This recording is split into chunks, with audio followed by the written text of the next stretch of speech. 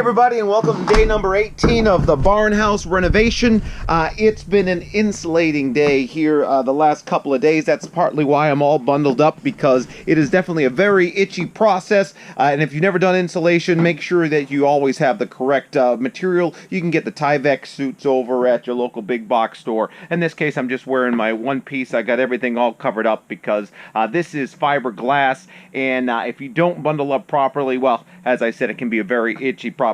So make sure you do that. And we have gone through and we've got a lot of the insulation in. Now, it went in quite quickly on the roof because everything was all 16 inches on center. That was all new construction that went in. But then on the walls, particularly where we had these deep walls and we have the old studs in there, well, it takes a little bit more carving in order to fit everything in. You never want to push insulation in. You always want it to be able to spread out. And so all of that has got to get cut in, and it's got to get fit. The other thing we've been doing is, well, we've got this all set up here where we're putting it in. We had to put some tar paper up there because there wasn't anything between that and the shingles, and so that's going to really stop the insulation from compacting over the years, from dust and things getting in.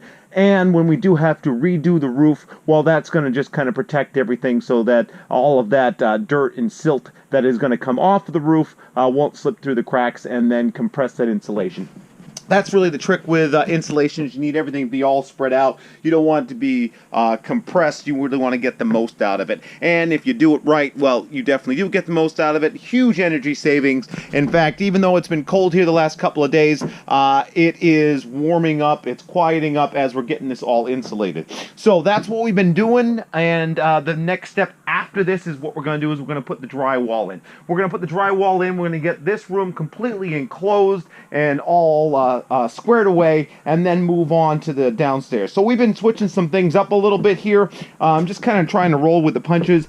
We had talked about sealing the stairs and getting those so that we weren't going to be damaging them, but we haven't really had any point here. We've had temperatures above 50 degrees, or ideally in the 60-degree point, which is where we want it in order for the stain and the seal to really take to the stairs. So without those warmer temperatures, that's not something we can do. We're just doing the best we can.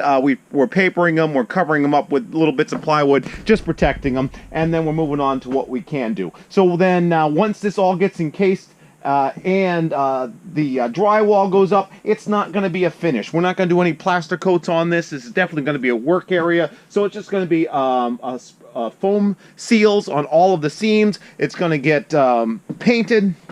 And then the floor is going to get basically just sealed up with some flexible grout lines. And then once that's in there, it's just going to get stained with a decking stain. Going to have a little texture grit to it.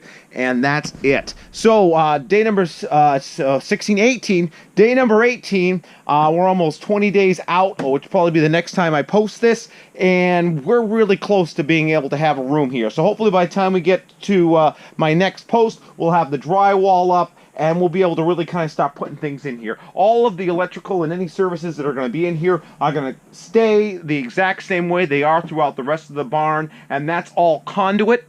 And it's all going to be surface mounted, so nothing's in the walls. And like I said, this is more of a workspace, so we're not really looking for that finished look, and it's really helping us go a lot quicker here just to be able to put that all on the outside, where now we're not waiting for one project or one contractor to get in here and finish things up. We're going to be able to get all the way spread through the drywall and then get that painted and sealed, and then get all of our wiring in. So that's it. If you have any questions about the whole process, please ask. I have been getting a couple comments. I'm happy to reply to them. Leave a like, subscribe, all that stuff. And if you've got any projects of your own, particularly as we're coming into the spring and you need help with, jump all over to my website. It's in the description of my YouTube channel. There you can put in a punch list, and I can go out and I can be an extra hand for you, or it can be a project that we take over and we just help you get it done. So thanks for checking in. Thanks for subscribing. I really appreciate it, and we'll see you all next time.